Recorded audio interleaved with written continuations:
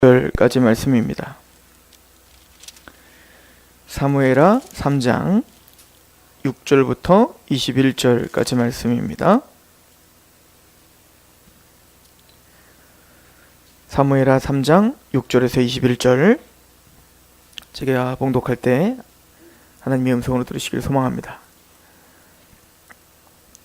사울의 집과 다윗의 집 사이에 전쟁이 있는 동안에 아브넬이 사울의 집에서 점점 권세를 잡으니라. 사울에게 첩이 있었으니 이름은 리스바요 아야의 딸이더라. 이스보셋이 아브넬에게 이르되 내가 어찌하여 내 아버지의 첩과 통관하였느냐 하니 아브넬이 이스보셋의 말을 매우 분하게 여겨 이르되 내가 유대의 계머리냐. 내가 오늘 당신의 아버지 사울의 집과 그 형제와 그의 친구에게 은혜를 베풀어 당신을 다윗의 손에서 내주지 아니하였거늘 당신이 오늘 이 여인에게 관한 허물을 내게 돌리는도다. 여호와께서 다윗에게 맹세하신 대로 내가 이루게 하지 아니하면 하나님의 아브넬에게 벌 위에 벌을 내리심이 마땅하니라. 그 맹세는 곧 이 나라를 사울의 집에서 다윗에게 옮겨서 그의 왕위를 단에서 브엘세바까지 이스라엘과 유다에 세우리라 하신 것이니라 하매 이스보셋이 아브넬을 두려워하여 감히 한마디도 대답하지 못하니라. 아브넬이 자기를 대신하여 전령들을 다윗에게 보내어 이르되 이 땅이 누구 것이니까 또 이르되 당신은 나와 더불어 언약을 맺사이다. 내 손이 당신을 도와 온 이스라엘이 당신에게 돌아가게 하리이다 하니 다윗이 이르되 좋다. 내가 너와 언약을 맺거니와 내가 내게 한 가지 일을 요구하노니 나를 보러 올 때에 우선 사울의 딸 미갈을 데리고 오라. 그리하지 아니하면 내 얼굴을 보지 못하리라 하고 다윗이 사울의 아들 이스보셋에게 전령들을 보내 이르되 내 처 미갈을 내게로 돌리라. 그는 내가 전에 블레셋 사람의 포피 100개로 나와 정혼한 자니라 하니 이스보셋이 사람을 보내 그의 남편 라이스의 아들 발디엘에게서 그를 빼앗아 오매 그의 남편이 그와 함께 오되 울며 바후림까지 따라왔거더니 아브넬이 그에게 돌아가라 하매 돌아가니라. 아브넬이 이스라엘 장로들에게 말하며 이르되 너희가 여러 번 다윗을 너희의 임금으로 세우기를 구하였으니 이제 그대로 하라.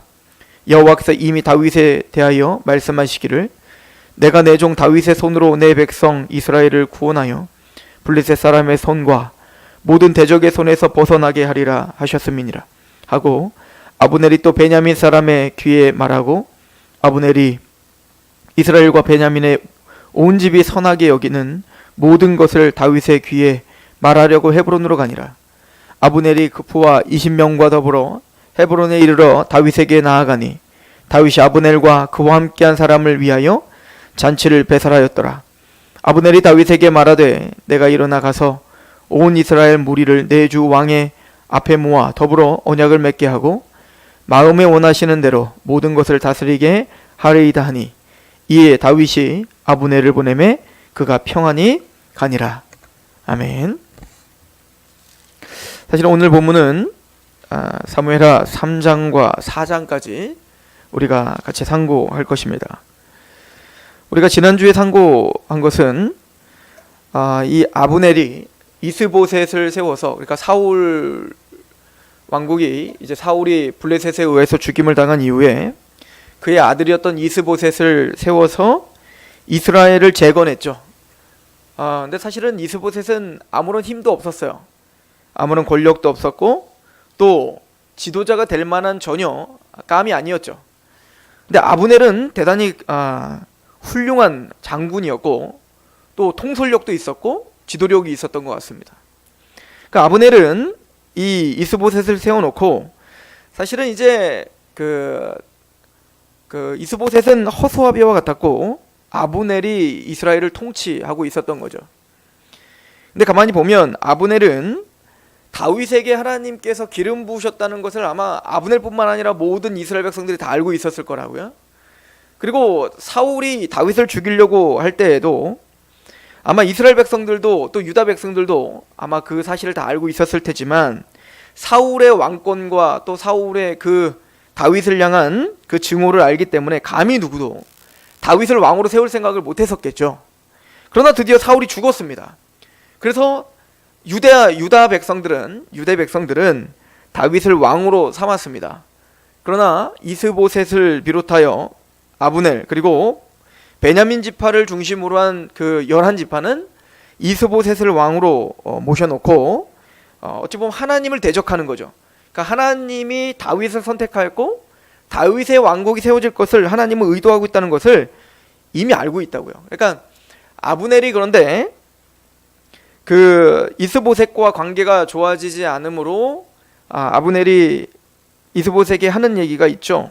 우리 그 8절을 보시면 아브넬이 이스보셋의 말을 매우 분하게 여겨 이르되 내가 유다의 계머리냐 내가 오늘 당신의 아버지 사울의 집과 그의 형제와 그의 친구에게 은혜를 베풀어 당신을 다윗의 손에 내주지 아니하였거늘 당신이 오늘 이 여인에 관한 허물을 내게 돌리는도다. 여호와께서 다윗에게 맹세하신 대로 내가 이루게 하지 아니하면 하나님이 아브넬의 벌 위에 벌을 내리심이 마땅하다. 그러니까 아브넬은 알고 있었던 거죠. 그 하나님이 이미 맹세하셨다. 하나님이 이미 약속하셨다. 그 약속은 다윗을 통하여 하나님이 이스라엘의 왕을 삼으실 거라는 것을 아브넬은 너무나 잘 알고 있었어요. 그러면 아브넬은 아무런 힘도 없고 왕으로서의 지혜도 없는 이스보셋을 세우면 안 되었던 겁니다. 사울이 죽자 하나님의 뜻을 인정하고 바로 다윗에게 투항했어야 되는 거예요. 그리고 그 힘으로 이스라엘의 그 어떤 사람들도 대항하지 못하게 제압하고 그리고 그 모든 것들을 다윗에게 넘겼어야 맞는 거예요. 그러나 아브넬은 자신의 나라, 자신의 왕국, 자신의 통치를 어찌 보면은 빼앗기가 싫었겠죠. 사울 왕을 통해서 얻었던 그 이스라엘의 장군이라고 하는 것, 군대 장관이라고 하는 지위와 또 이스보셋을 세워놓고 자기가 왕노릇할 수 있는 그런 훌륭한 길이 있는데 굳이 이것을 투항하면 다윗이 자신을 어떻게 대우할지도 확신이 차지 않는 상황에서 그걸 놓을 수가 없었던 거예요. 그러나 우리가 지난주에 상고해봤듯이 이 아브넬은 그래서 이스보셋을 세워서 자신의 어떤 탐욕과 자신의 어떤 이기적인 욕망으로 이스라엘을 세우는 거 아니에요? 그래서 다윗을 대항하고 하나님을 대항했던 거예요. 그런데 이제 와서는 또 어떻게 하냐면 그 이스라엘을 통째로 다윗에게 지금 갖다 바치려고 하는 거잖아요. 그리고는 이 아브넬의 말은 굉장히 훌륭한 말들을 합니다. 그러니까 꼭 선지자처럼 얘기를 하죠. 예를 들어서 투항하면서 다윗에게 가서 다윗에게 하는 얘기를 한번 들어보시기 바랍니다. 사무엘아 우리 3장 17절 보세요. 아브넬이 이스라엘 장로들에게 말하여 이르되 너희가 여러 번 다윗을 너희의 임금으로 세우기를 구하였으니. 자, 여기서 우리가 또 하나 생각해야 되는 거는 이스라엘 백성들도 끊임없이 다윗을 왕으로 세우자라고 하는 움직임들이 있었다는 걸 지금 볼 수가 있죠. 그러니까 그거를 가로막고 있었던 게 누구였던 거예요? 아브넬이었던 거예요. 그러니까 이스라엘 백성들이 다 알고 있었던 겁니다. 하나님이 다윗과 함께 있다는 거, 다윗의 왕국이 세워질 거라는 걸 알고 있었다니까요. 그런데 이것을 사실은 계속 힘과 권력으로 막고 있었던 게 아브넬이에요. 아브넬. 그런데 이제 이때 아브넬은 마음이 급변하여서 이스라엘을 이제 다윗에게 주기로 결정을 합니다. 그리고는 이제 그 이스라엘의 장로들을 다 몰러놓고 원로들을 몰러놓고 당신들이 원래 다윗을 자꾸 왕으로 세우자고 했지 않았냐? 좋다. 왕으로 세우자. 나도 허락하겠노라. 그러므로 왕으로 세웁시다. 그리고는 이제 이 아브넬이 다윗을 아련하러 가는 거예요. 18절에 이제 그대로 하라. 여호와께서 이미 다윗에게 대하여 말씀하시기를 내가 내 종 다윗의 손으로 내 백성 이스라엘을 구원하여 블레셋 사람의 손과 모든 대적의 손에서 벗어나게 하리라 하셨습니다. 진작 이렇게 했어야죠. 이거를 모르고 있었던 게 아니에요. 그러니까 아브넬과 모든 이스라엘 백성들은 분명히 알고 있었습니다. 하나님의 뜻을 알고 있었고 하나님의 마음을 알고 있었어요. 그런데 아브넬이 끝까지 참고 있었던 거는, 근데 우리가 이쯤 되면 아브넬이 참 복잡한 사람이라는 걸 알 수 있습니다. 제가 이 사무엘하를 연구하면서 이 악독한 사람과 착한 사람을 구분을 못 하겠어요. 이 사람은 착한 사람, 이 사람은 나쁜 사람, 이렇게 정확하게 구분이 안 돼요. 왜냐면 이 아브넬도 보면요, 나쁜 사람이에요. 왜냐면 하나님 말씀을 어겼어요. 하나님 뜻대로 행하지 않았어요. 그런데 또 아브넬을 가만히 생각해보면 요압과 대치하는 장면을 보면 요압은 또 다윗의 군대 장관으로서 다윗을 위해서 살았던 사람 아닙니까? 근데 요압의 사실은 그 동생 전쟁 중에 아사엘을 죽였잖아요, 이 아브넬이. 근데 사실은 아브넬은 아사엘을 죽이고 싶지 않았었어요. 근데 아사엘이 끝까지 그 자신의 은사죠, 빠르게 달리는 어떤 그 은사가 있었는데 그걸로 자꾸 전쟁 중에 이 아브넬을 자꾸 따라오니까 한마디를 하죠. 꼭 복선과 같은 한마디를 해요. 내가 너를 죽이지 않게 하라 이거예요. 왜냐면 내가 너를 죽이면 앞으로 내가 요압을 어찌 보겠냐라고 이야기를 합니다. 제가 그걸 보면서 이런 생각을 했어요. 아니 어차피 요압은 적군인데 걔를 뭘 봐, 보면 요압 보면 죽이면 되지. 근데 이 아브넬에게는 그러니까 여러 가지 내면적 갈등이 있었던 것 같아요. 뭔가 요압을 다시 대면할 날이 올 거라는 생각을 갖고 있었고, 그러니까 하나님의 말씀도 알았고요.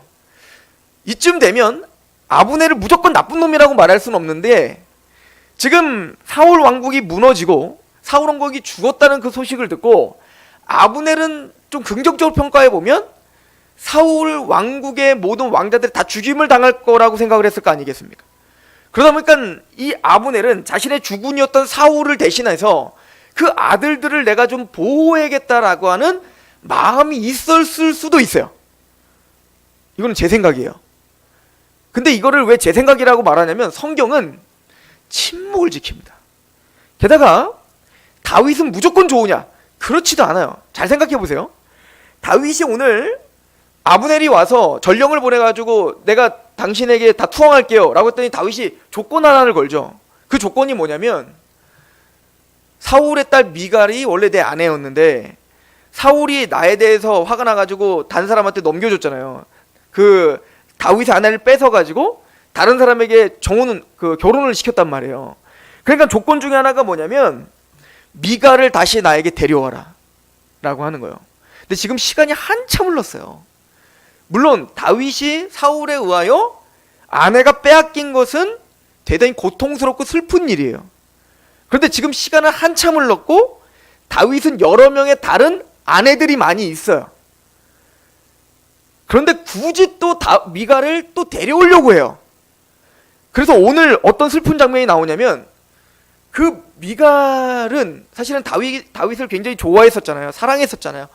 그런데도 그 사랑하는 마음을 사울 왕 때문에, 아버지 때문에 헤어질 수밖에 없었고, 그래도 이제는 10여 년이 지났기 때문에 다른 남편과 함께 마음을 다잡고 이렇게 행복하게 살고 있는 그 시점에 또 강제 이혼을 시켜버리는 거죠. 다윗이 또 데려오려고 하는 것 때문에. 그러니까 사실은 이 미갈의 이 운명이 참 기구하죠. 그래서 오늘 보면 미갈의 남편이 그 미갈을 너무너무 사랑했는지 끝까지 따라오죠. 울면서 끝까지 따라와요. 그러니까 아브넬이 어떻게 돌아가라, 이 말은 뭐야? 안 돌아오면 죽인다는 거예요. 그러니까 목숨의 위협 때문에 어쩔 수 없이 미갈을 내줄 수밖에 없는 한 가정을 또 파탄냈다고요. 다윗은 왜 그랬을까요? 두 가지로 생각할 수 있어요. 첫 번째는 미갈을 진짜 사랑했기 때문에. 그러나 정치적인 계산이 좀 더 있었을 겁니다. 사실은 이게 우리가 은혜로 보니까 그렇지, 만약에 우리가 세속적인 역사관으로 보면 다윗은 정치를 참 잘하는 사람인 거예요. 이따가도 알겠지만 아브넬이 죽은 다음에 나는 죄가 없다 막 이러거든요. 그 이유가 뭐냐면 다윗은 이제 통일 왕국의 왕이 될 사람이에요. 그렇기 때문에 미갈을 다시 데려오는 것 자체가 정치적으로 한 수를 더 둔 겁니다. 무슨 얘기냐면 미갈은 사울의 딸이에요. 그러므로 이스라엘 백성들과 하나가 되는 데 있어서 정치적으로 미갈은 굉장히 중요한 사람인 겁니다. 그러니까 그러면 이런 평가만 또 할 수 있겠나? 우리가 다윗은 훌륭한 분이다 라고 하는 생각을 하면 다윗은 진짜 미갈을 사랑한 거야 라고 그냥 끝내도 돼요. 근데 그거로 끝날 수 없는 게, 미갈과 그의 남편은 다윗으로 인하여 또 불행해졌거든요. 복잡하죠. 또 이 아브넬도 마찬가지예요. 사실 보세요. 이 아브넬이 사울 왕국을 지켜주고 싶고, 이걸 또 우리가 어떻게 할 수 있냐면, 우리가 지난주에는 아브넬을 그냥 매도만 했지만 오늘은 또 한편으로 생각해 보자는 거예요. 아브넬의 입장에서는 당연히 사울 왕국을 지켜주는 것이 자신의 도리라고 생각했던 겁니다. 근데 문제는 자신의 권력과 힘과 그 부가 스스로를 생각을 마비시킨 거죠.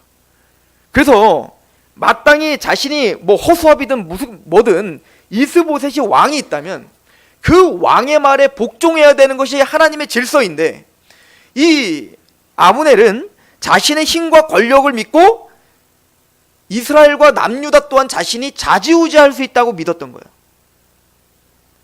그래서 오늘 말씀에 보면 다윗에게도 와서 그러죠. 18절에 보면 이래요.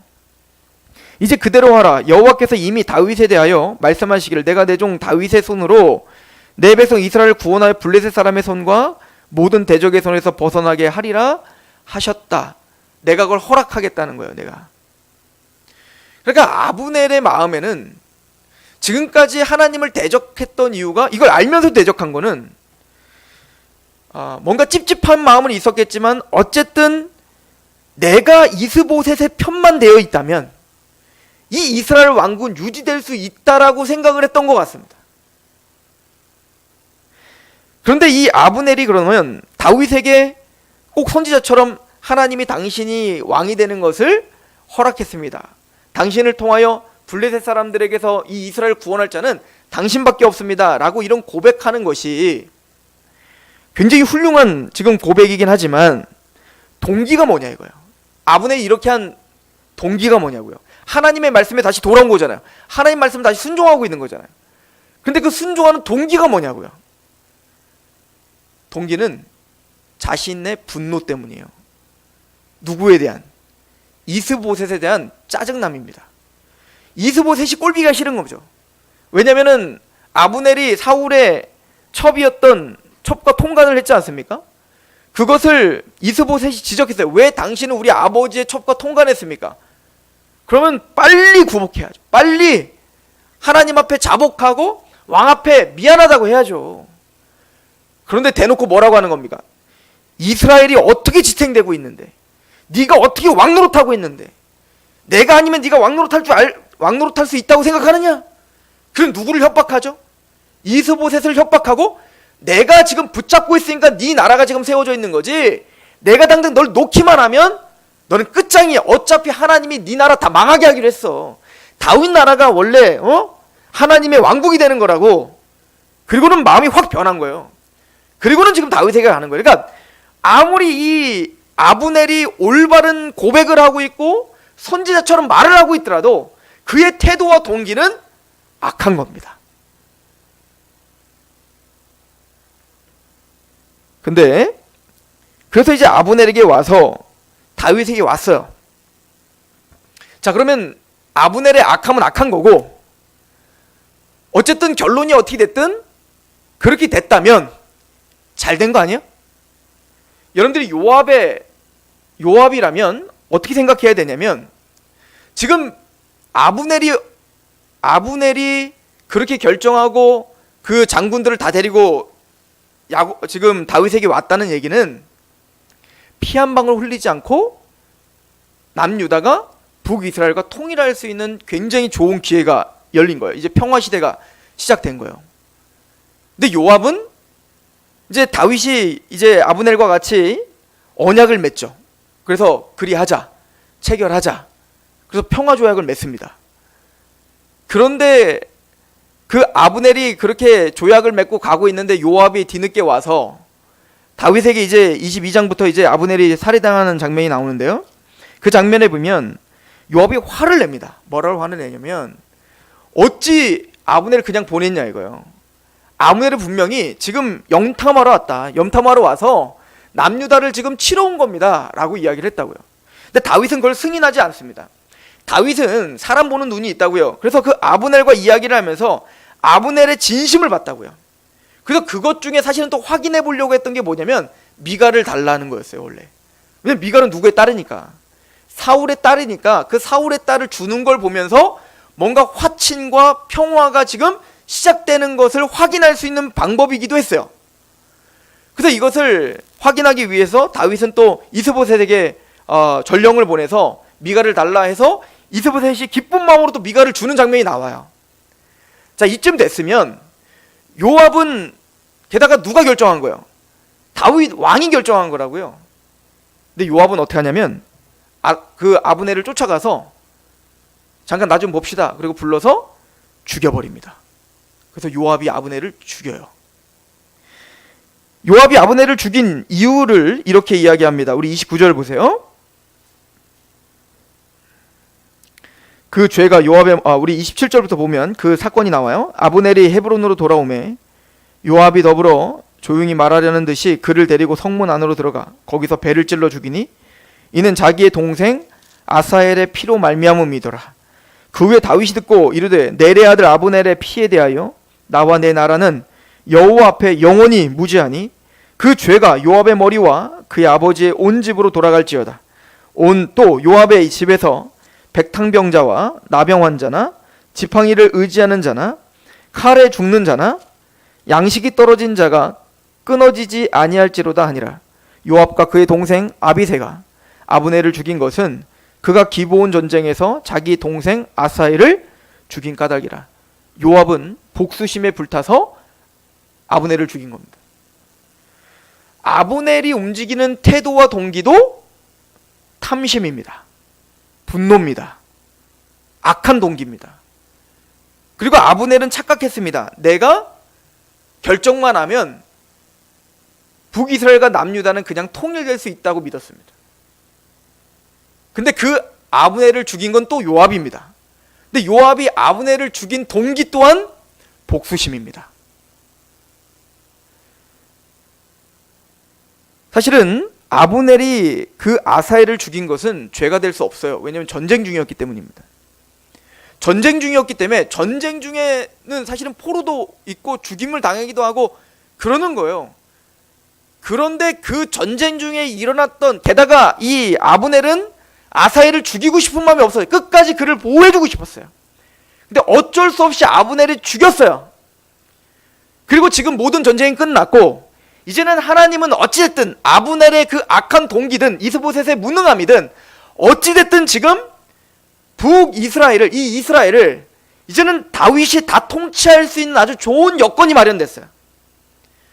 그럼 요압은 물론 개인적으로는 사사로운 마음으로는 아브넬이 싫을 수 있죠. 그러나 하나님의 나라 차원에서는 어떻게 해야 돼요?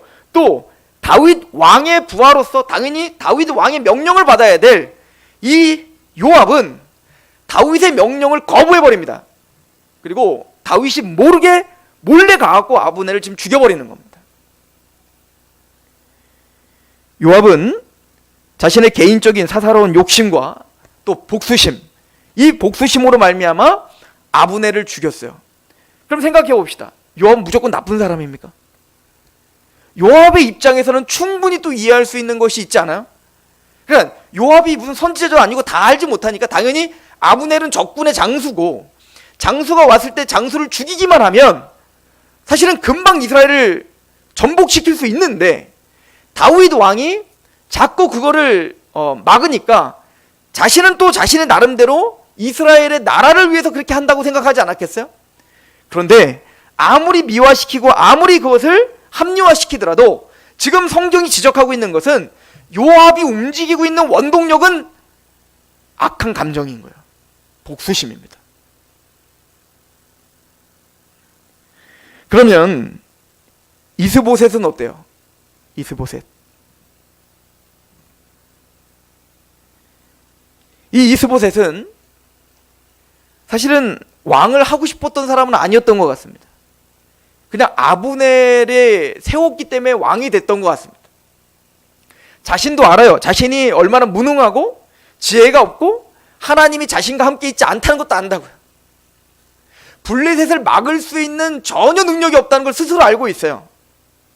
게다가 이스라엘의 왕은 하나님과 단독적으로 서 있어야 돼요. 그게 지도자죠. 그러니까 사람의 눈치와 사람에게 연연하면 지도자가 될 수 없죠. 특히 이스라엘 백성은 더해요. 아무리 많은 사람들이 옳다 하더라도 하나님이 옳지 않다 하면 하나님과 같이 대면하여 그것들을 잠재울 수 있고 다스릴 수 있는 게 왕이에요. 이게 다윗이었죠. 많은 백성들은 사울을 죽이라 하지만 다윗은 하나님 앞에 서서 2번이나 죽을 기회가 있었지만 하나님과의 관계 속에서 죽이지 않고 모든 것을 막는 게 왕이라고요. 이게 사실은 아담에게 주신 왕권이에요. 즉 세상이 뭐라 하던, 뱀이 뭐라 하던, 누가 아무리 보암직하고 먹음직한 걸 보여주더라도 선악과 앞에서, 선악을 판단하는 기준 하나님의 말씀 앞에서 내 마음을 다스리고 세상을 다스리는 것, 내 죄를 다스리고 내 감정을 다스리는 것, 이게 왕이에요. 그리고 우리를 왕 같은 제사장이라고 하죠. 근데 이스보셋은 전혀 왕다움이 없습니다. 왕이 아니에요. 이 이스보셋은 하나님과 개인적인 대면이 전혀 없어요. 그냥 사람들 눈치 보며 살아요. 특히 아브넬의 눈치를 보며 살아요. 그러면 이러기는 정말 힘들겠지만 요나단이었으면 그렇게 했습니다. 요나단이었으면 당장 왕을 하지도 않았을 겁니다. 아마 요나단이었으면 아브넬과 싸웠을 겁니다. 아브넬과 전투를 벌여서라도 아브넬을 제압하고 다윗에게 왕권을 넘겼을 거예요. 이게 요나단이었을 겁니다. 그러나 이스보셋은 이러지도 저러지도 못했어요. 그리고 환경과 상황이 그냥 끌려다니기 시작합니다. 그리고는 그 환경과 상황이 어찌됐든 내가 왕의 자리에 있기 때문에 내가 갖고 있는 기득권, 내가 갖고 있는 왕권, 나에게 어울리지도 않는 그 왕권을 가지고 전전긍긍하는 거예요. 만약에 왕권에 대한 두려움이 없었다면 아브넬에게 그렇게 벌벌 떨 이유도 없어요.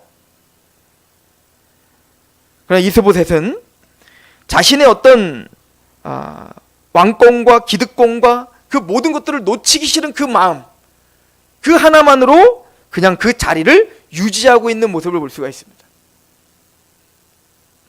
저는 이 사무엘을 연구하면서 그냥 인간이라는 걸 보는 것 같아요. 우리가 그런 것 같습니다. 저 사람은 착한 사람이야. 저 사람은 악한 사람이야. 저 사람은 옳은 사람이고 저 사람은 나쁜 사람이야. 저 사람은 내 편이고 저 사람은 내 편이 아니야. 우리는 그렇게 우리의 잣대로 이야기하고 있지만 저는 다 복합적이라고 생각해요. 아브넬도 그렇고 이스보셋도 그렇고 요압도 그렇고. 요압이 그렇다고 해서 하나님을 대적하는 일만 했습니까? 앞으로도 다윗 왕국을 굳건하게 하는데 요압은 끝까지 헌신하는 사람입니다. 그럼 요압이 다 착한 사람입니까? 아니요. 요압은 이 사건으로 인하여 다윗의 눈밖에도 났어요. 다윗이 가장 어려워하고 다윗이 가장 어찌 보면 아브넬과 같은 사람이 요압이에요. 아브넬은 이스보셋 자신의 왕을 우습게 여기면서 자기 맘대로 지금 하고 있잖아요. 요압이 다른 게 뭐 있어요? 요압이 다른 게 하나도 없어요. 자신도 그 권세가 있고 힘이 있으니까 다윗이 하지 말라고 하는데 어떻게 해요? 자신의 감정에 의하여 왕의 말 듣지 않죠. 자기 마음대로 죽여버리잖아요.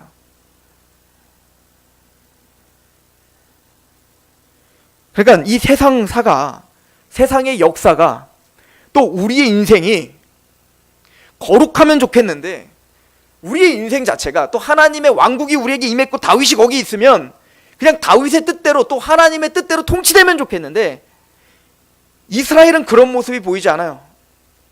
어디로 튈지, 어디서 넘어질지, 어떻게 연약해질지 갈피를 잡지 못하는 그 죄악들에 의하여, 감정들에 의하여 뭔가 역사가 흘러가고 있다고요. 이런 이야기는 성경 전반에 깔려 있죠. 여러분들 거룩한 족보인 마태복음의 족보만 한번 보세요. 그 거룩한 족보, 아브라함과 다윗의 자손 예수 그리스도의 그 세계인데요. 그 거룩한 예수님의 족보의 이야기에 유독 강조되고 있는 4명의 여자들 아니에요? 첫 번째, 유다의 아내인 다말은 뭡니까?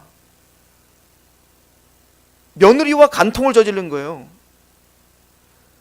또한 라합은 누굽니까? 이방인 중에 창녀였어요.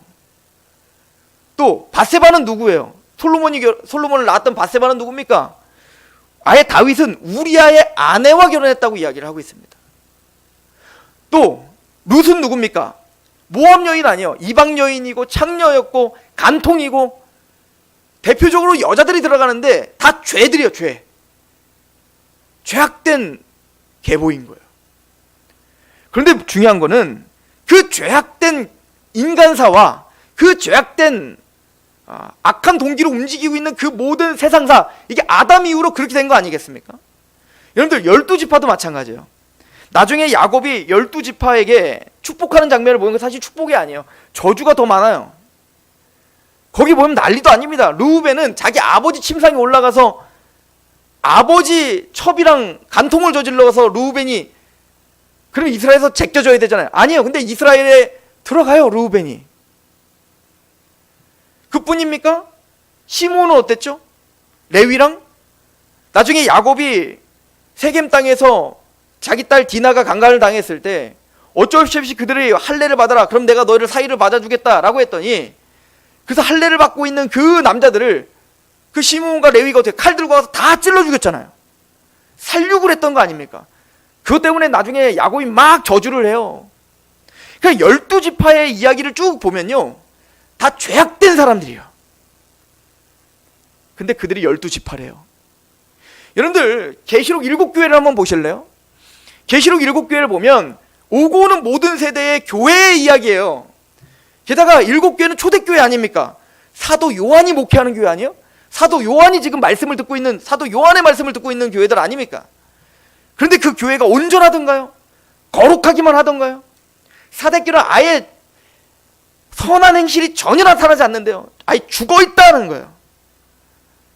라오디게아 교회는 어때요? 너희들이 뜨겁든지 차갑지 않은, 너희는 미직지라, 하나님이 너희를 뱉어버리고 싶다라고 말을 해요. 버가모 교회는 순교의 피를 흘리는 그런 외적인 공격들은 잘 막아내면서도 내부적으로 타락해서 세속적인 정신에 그냥 무너지는 교회가 버가모 교회였어요. 에베소 교회는 어떻죠? 말씀, 진리. 그래서 끊임없이 이단을 정죄하고 그 진리 싸움을 했지만 하나님에 대한 사랑, 사람에 대한 사랑이, 이웃에 대한 사랑이 다 무너져서 하나님이 그따위로 하면 너희들 회개하지 않으면 촛대 옮겨버린다고 했어요. 그러니까 서머나 교회와 빌라델피아 교회 빼고는 다 형편없었습니다. 근데 중요한 건 교회예요. 그리고 주님께서 그 교회를 붙들고 계시다는 겁니다. 하나님의 역사는 거룩한 곳에서만 나타나는 게 아니라는 겁니다. 때로는 실수하고 엎어지고 쓰러지고 죄악된 동기로 뭔가를 이루고 있지만 그 과정 중에 하나님의 신실하신 뜻과 언약은 유유히 흐르고 있는 어떤 하나님의 주권 속에서 하나님은 하나님의 일을 스스로 행하고 계시는 걸 우리에게 보여주고 있는 거예요. 이게 아니라면 사실은 우리에게 소망이 없어요. 우리 교회에 소망이 없고요, 우리 개인사에 소망이 없어요. 그 얘기는 우리를 바라볼 때뿐만 아니라 또 모두를 바라볼 때 그런 눈이 필요하다는 얘기인 거예요. 그래도 교회다. 그런 그들을 통하여, 그들 악독한 동기를 통하여 일이 진행되고 있지만 하나님은 하나님의 일을 이루시고야 만다. 가룟 유다가 예수님을 팔아버렸어요. 가룟 유다가 내가 예수님을 팔면 예수님이 부활하셔가지고 구속이, 역사가 일어나니까 내가 악한 건 내가 해야지, 너희들이 베드로와 요한아 너희들은 선한 역할을 해, 나는 악한 역할을 해가지고 주의 일을 내가 할 테니까, 이런 동기입니까? 아니에요. 그냥 돈을 사랑한 거예요. 말 그대로 정말 돈을 사랑해서 예수님 죽이려고 했던 거예요. 근데 하나님은 가룟 유다가 예수를 파는 그 악한 동기로 시작됐던 그 죄로 인하여 실패하지 않는다는 겁니다. 하나님은 그 죄를 이용하셔서 하나님의 구원 사역을 완성하십니다. 여러분들, 요셉을 팔아 제낀 그 11명의 형들이 요셉을 팔면 앞으로 하나님이 우리를 나중에 흉년이 될 건데 요셉이 이집트의 총리가 돼가지고 앞으로 우리를 구원해 줄 거야 라고 하는 동기로 한 겁니다. 아니에요. 그냥 싫은 겁니다. 얘가 그냥, 이 요셉이 그냥 보기도 싫은 거예요. 그냥 죽이고 싶었던 겁니다. 그래서 죽인 거예요. 죽인 거죠 뭐. 그냥 돈 주고 유다가 말려가고 팔았을 뿐이지. 그런데 하나님은 그런 과정을 통해 악한 동기로 시작된 그 과정, 역사가 진행되지만 하나님은 그 악한 동기도 하나님의 언약을 실패케 하지 못한다를 보여주고 계시다고요. 그리고 그 모든 역사를 다 성취한 후에 요셉이 그들에게 말하는 게 뭡니까? 형들이요, 두려워하지 마소서. 형들이 나를 판 게 아니라 하나님이 나를 앞서서 보내신 겁니다. 당신을 구원하기 위해서. 하나님의 은혜가 아니라면 그런 구원의 역사는 일어날 수 없죠. 이게 신앙의 역설이에요. 세상은 여전히 하나님을 대적하는 방향으로 갑니다. 우리의 어떤 이웃들과의 관계 속에서도 우리 또한 거룩하게 말씀 앞에 순복하며 하루하루를 살아야 되는 게 맞아요. 예를 들어서 요압이 책망 안 받습니까? 이것 때문에 하나님이 얼마나 그를 저주합니까? 나는 아브넬도 요압에 의하여 지금 하나님이 손을 대셨다고 봅니다. 다윗은 죄를 범하여 이 미갈을 데려오는 것으로 인하여 그 아픔을, 남에게 아픔을 주면서 또 뺏어오는 그걸 통해서 행복합니까? 나중에 미갈이 법궤가 들어올 때 다윗이 막 춤출 때 미갈이 또 허튼 소리 해가지고 또 그 어두운 역사를 또 만들어내요. 그러니까 우리는 그런 연약함과 실수투성이의 인생을 살아가는 겁니다. 이스라엘이 예수 그리스도를 십자가에 죽이고 그리고 사도들을 잡아 죽입니다. 악한 동기로 그렇게 합니다. 그러면 하나님은 이스라엘을 선택했던 그 하나님의 선택을 잊으신 겁니까? 이스라엘 그냥 버려버리는 겁니까? 그들의 태도와 동기가 악하여 하나님을 대적하고 있는데 하나님 그대로 내버려 두십니까? 아니요. 하나님은 마침내 그 이스라엘을 통해서 이루실 그 하나님의 역사를 이루고야 말아요.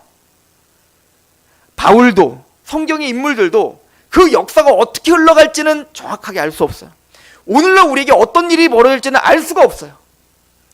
우리는 또 어떤 걸로 넘어질지, 또 어떤 동기로 우리가 행할지 우리는 알 수가 없어요. 단지 하루하루 우리를, 이 말씀들을 비추어서 다윗의 실수와 아브넬의 실수와 또 이스보셋의 실수와 이런 실수들을 바라보면서 우리도 그렇게 실수하고 있지, 또 이런 실수 가운데 최소화시키며 내 몸을 좀 복종시키며 오늘 하루 하는 게 예배로 나가는 거예요. 그거밖에 없죠. 그러나 이 사무엘하가 진짜 말하고자 하는 것은 인간의 그런 악함 중에 하나님의 역사는 유유히 성취되고 있다는 겁니다. 로마서 11장을 한번 가보시죠.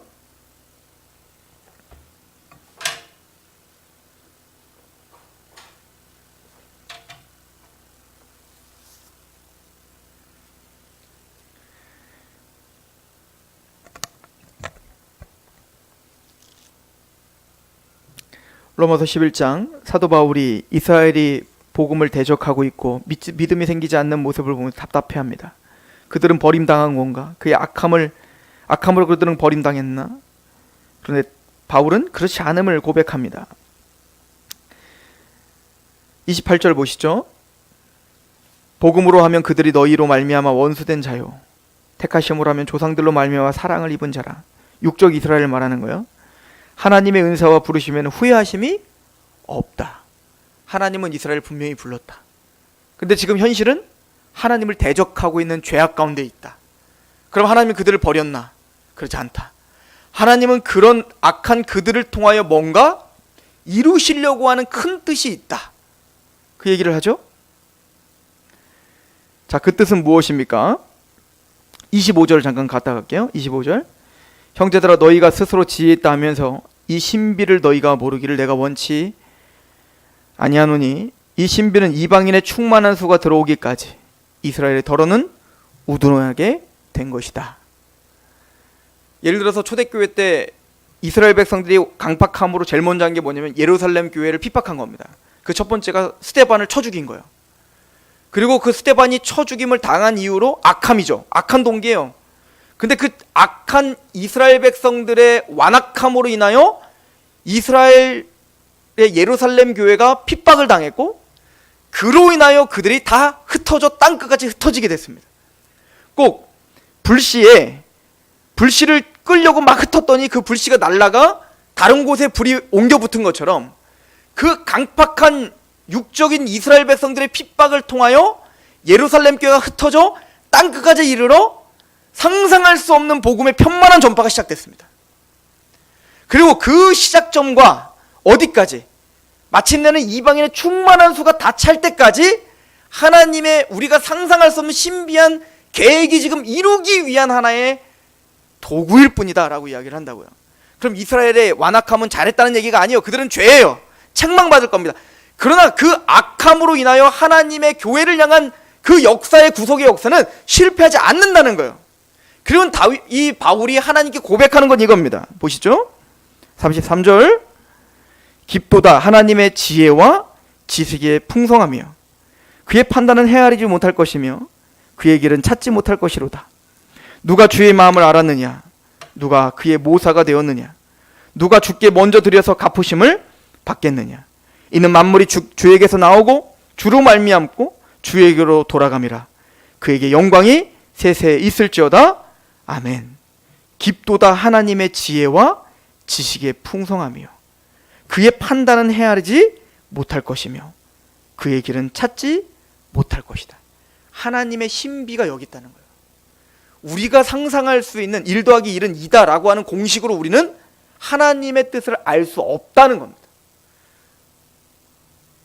예를 들어서 이삭을 한번 생각해 보세요. 약속의 자녀였던 이삭이요, 어떻게 살았냐면 이제 블레셋의 아비멜렉과 함께 이제 그의 아버지 아브라함이 판 우물 가운데 같이 살았죠.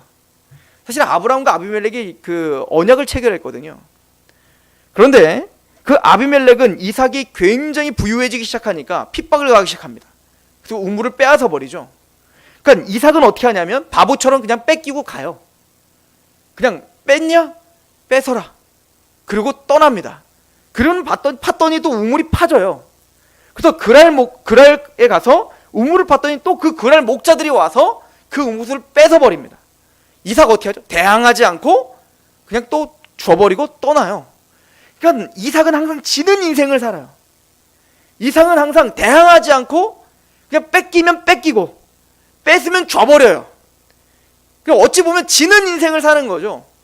그런데 놀라운 건 그렇게 지는 인생을 살았는데 갑자기 아비멜렉이 군사를 대동해서 데려와서 이삭에게 무릎을 꿇고 나랑 언약을 맺자라고 해요. 왜냐면 그런 지는 인생인데 그런 지는 인생이 가는 곳마다 우물이 파지는 거예요. 나는 이게 뺏으면 끝이라고 생각했는데 그 빼앗긴 그는 그냥 조롱받고 연약하여 끝날 줄 알았는데 갔더니 또 다른 내가 상상할 수 없는 우물을 파는 거예요. 여기에 질려버린 거죠. 여기 압도당한 겁니다. 그럼 마침내 아비멜렉이 그에게 와서 이삭은 칼 한 번 들은 적이 없습니다. 이삭은 아비멜렉을 향하여 그랄 목자를 향하여 분노에 차서 대항하지도 않았습니다. 하나님이 그냥 그의 인생을 붙잡고 계셨어요. 마침내 최종적인 승리는 누가 했다는 거예요? 이삭이 했다는 거예요. 사실은 이 인생을 다윗이 한 겁니다. 사울이 죽이려고 했을 때 사울을 살렸고 또 이스보셋을 보호했고 또 아브넬이 우리와 대적이지만 나중에 요압이 아브넬을 죽이려고 할 때 그것이 얼마나 죄악된 것인지를 슬퍼하며 울며 또 이스보셋을 죽이고 온 사람들에 대하여 그걸 좋아하지 않고 그 이스보셋을 죽인 자를 또 죽여버리죠. 사울의 목을 갖고 온 또 사울의 왕관을 갖고 온 그를 죽여버리죠. 왜? 하나님이 세우신 기름 부은 왕을 죽였다는 것으로. 그러니까 다윗의 인생을 보면 먼저 대항하거나 먼저 그들을 자신이 처단하려고 하지 않아요. 그러니까 다윗은 자신의 감정이 이끌린 삶을 살지 않았다는 거예요. 아브넬과 이스보셋과 요압과 사울과 다윗의 다름이 여기 있는 겁니다. 그러나 그 나머지 사람들은 모두가 다 자신의 감정의 지배를 당하며 살았던 거예요. 다윗은 하나님 앞에서 그 환경과 감정을 지배하는 인생을 살았던 겁니다. 어찌 보면 지는 인생을 살았어요. 근데 결론은 이제 5장에 가서 다윗의 왕국이 굳건히 세워지더라 하는 거예요. 이게 예수님의 이야기입니다. 십자가에 죽으셨다가 죽으시는 꼴 나지 않고 부활하시고 승천하시어 가장 높으신 자리에 가십니다. 그리고 예수님 우리에게도 동일하게 말합니다. 너희는 나를 따르려거든 자기를 부인하고 자기 십자가를 지고 따라와라. 낮아지려고 하는 자는 높아질 것이고 높아지려고 하는 자는 낮아지게 될 것이다. 이게 신앙의 역설이라고 이야기합니다. 물론 우리는 아브넬처럼 요압처럼 또 넘어지고 쓰러질 거예요. 그래서 저는 아브넬은 하나님의 사람이었을까, 요압은 하나님의 사람이었을까, 아니었을까를 속단할 수 없습니다.